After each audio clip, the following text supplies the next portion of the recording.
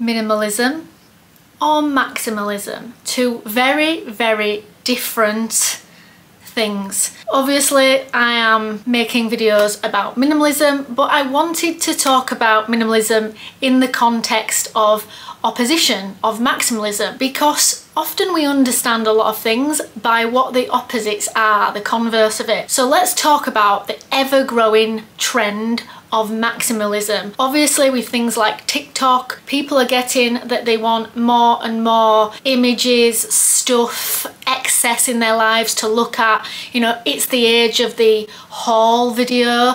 You know, we do anti-haul videos here in minimalism. I wanted to talk about how I feel about maximalism. Now, I'm not judging people that, you know, that's their bag, that's their cup of tea, literally that's their bag.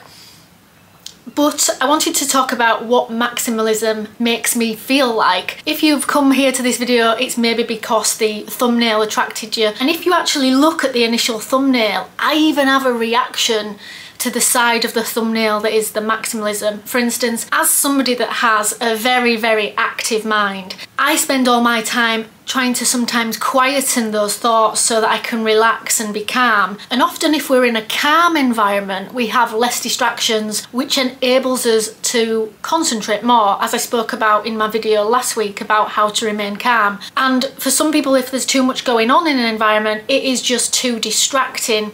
Equally, I can understand the personality types and mindsets that like that kind of distraction from things. You know, we're all different, we all like different things. I would like you all to take a moment and think about how you may feel in a room of, you know, excess and lots of stuff to sort of distract yourself with and keep your mind occupied.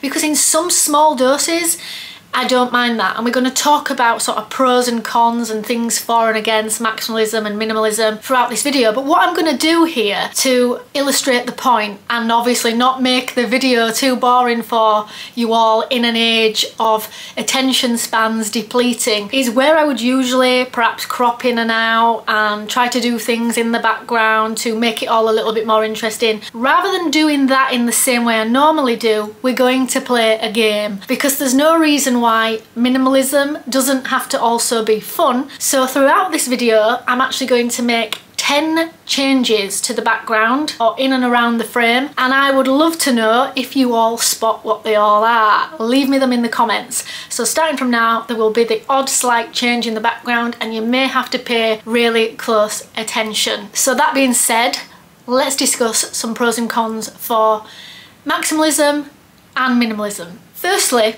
what I'm going to actually discuss is how I feel in a maximalist room, and I suppose the feeling is a feeling of overwhelm, but that can depend greatly depending on the situation. For instance, if I go into a coffee shop or a friend's home, I know it's not something that I have to live with, so I can cope with that idea.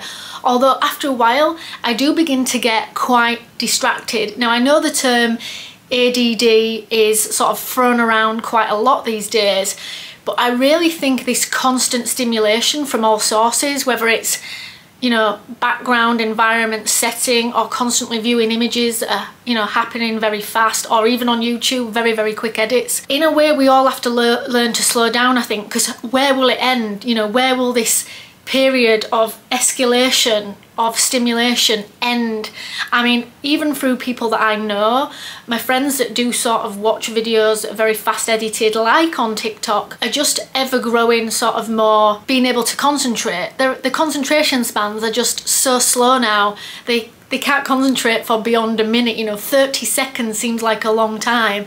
And just to illustrate the point, when I first started doing my YouTube Shorts videos, I would make them a full 1 minute, because a minute didn't seem like long compared to, you know, the long form content. And then I got that people wouldn't watch the 1 minute, so I shortened them to 40 seconds and then 30. And now, you know, the average view duration of a YouTube short is like 18 seconds. It just shows how even within the space of 1 year, in general consensus, people's attention spans are getting smaller and smaller. So we really have to think about this maximalism, and even the fact that maximalism is becoming an aesthetic. You know, this minimalist setup is, you know, it was on trend a few years ago. As minimalists, we obviously don't care about being on trend, but it was on trend for other people that follow trends. And now it's out of trend, and you know, the new trend is maximalism or cottagecore, where there's just lots of different stuff going on, and there's like loads of YouTube videos now about how to make your home look as maximalist or as extravagant as possible. And I really, whilst I don't judge people that like that as an aesthetic, because there are ways to achieve it semi-sustainably by buying secondhand, if it's going to encourage people to sort of keep buying all new stuff to fill their homes up with this space, I have to worry about the consequences of that to a degree, because it's, you know, it's encouraging consumption, it's encouraging our minds to never be quiet and constantly be stimulated. And I have to wonder, because I know this is true for myself, even if it's not true for everyone, is whether the constant stimulation enables you to ever get anything done or be able to think straight, because I would be so easily distracted if I had so much going on around me, not to mention how difficult it would be to clean and dust and keep up with that, and I would grow sick of the things quite easily as well. So in a way it's encouraging more consumption, because if you are the sort of person that likes the maximalist environment and setting and, you know, interior design, you're probably going to get bored of it very quickly as well and want to change things even more often than perhaps the average person. That's even more, it is actually the perfect vehicle for consumption, and we have to wonder who's told us that that's in trend or on trend, if you know what I mean. So the knock-on effect of, you know, I'm talking about maximalism, but what about some, you know, not so great things about minimalism? Now, I am obviously slightly biased about this, but an argument against minimalism that I could see people saying is that it's too boring. Your background, your environment is too stark, sparse, cold. But I think, like with everything in life, we can become accustomed to things. So although it may feel like that at first, your mind gets used to that and you learn to be at ease with it, just like your mind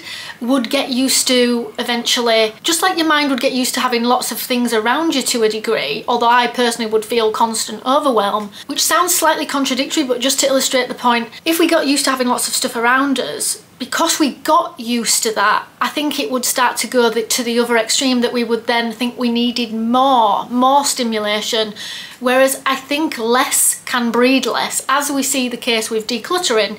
You know, a lot of people spoke about this recently in the comments on some of my videos, that we begin in minimalism to get used to our environment, so to feel the same, we often declutter a bit more to feel like that we've got this new calm because we get used to the setting we're in.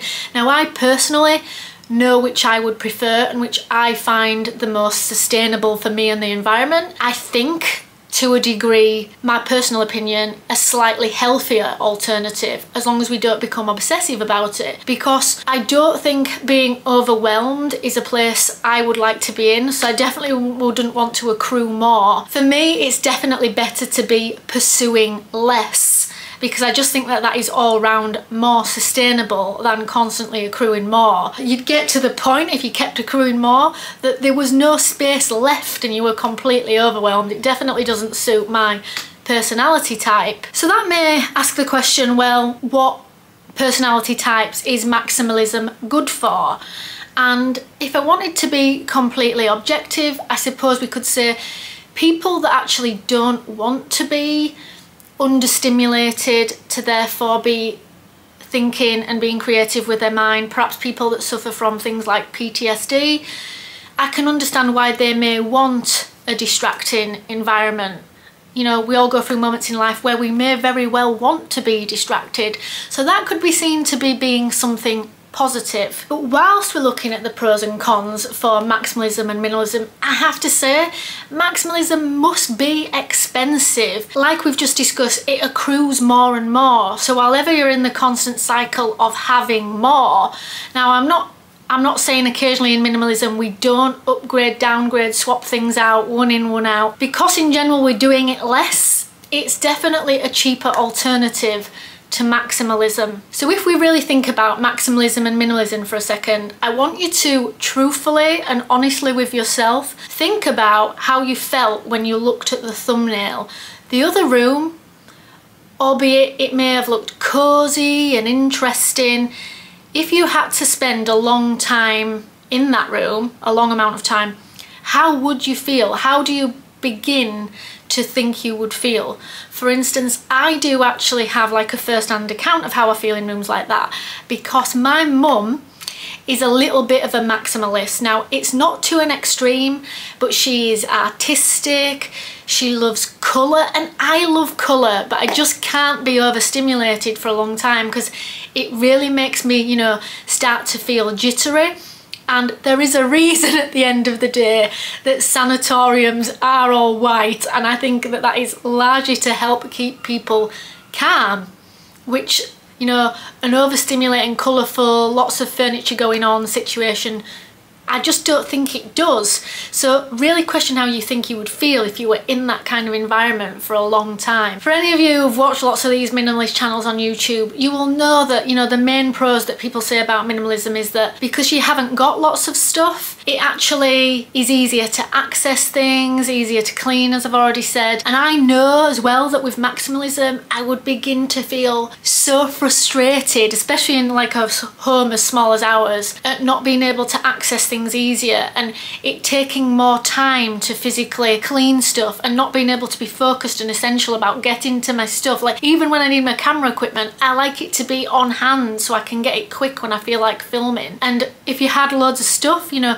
you'd start having to find more homes to put things, and it creates all the kinds of problems. Like, personally, I don't even like being in the buying trap of buying things, really. Because I live in a small town and things aren't easily accessible to physically buy, even buying stuff can actually be quite difficult, because if stuff comes that I've had to order online because there is no access to shops, it creates all kinds of problems and time wasting, like having to return things. So these people that have huge maximalist environments and homes must have to constantly be in that cycle of going to the shop to return things, you know, if they live also in an environment where it's not easily accessible in a shop.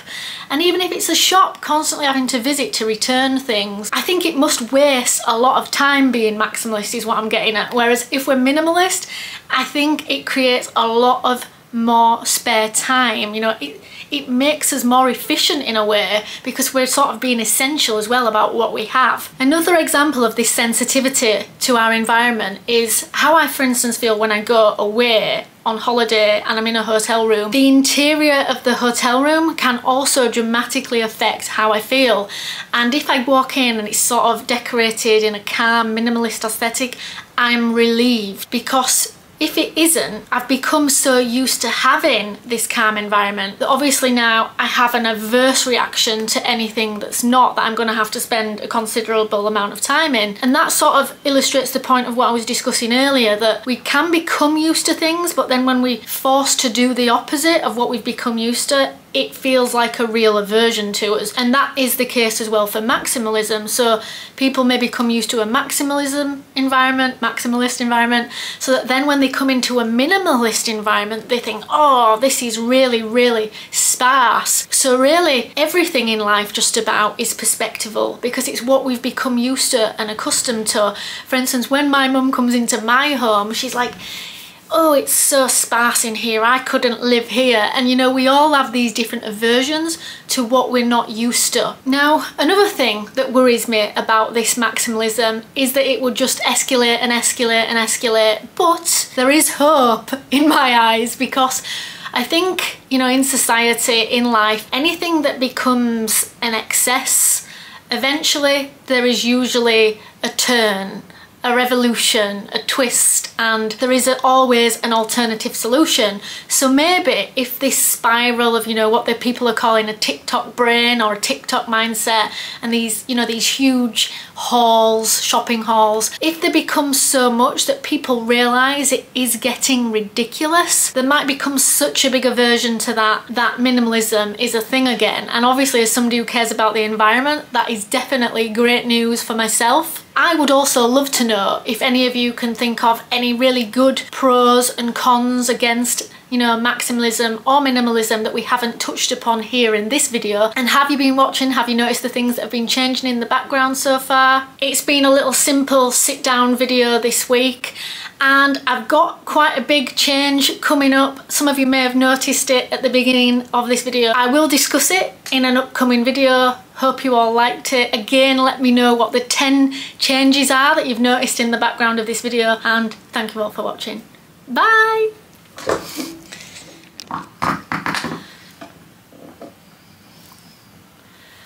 Lighting is terrible.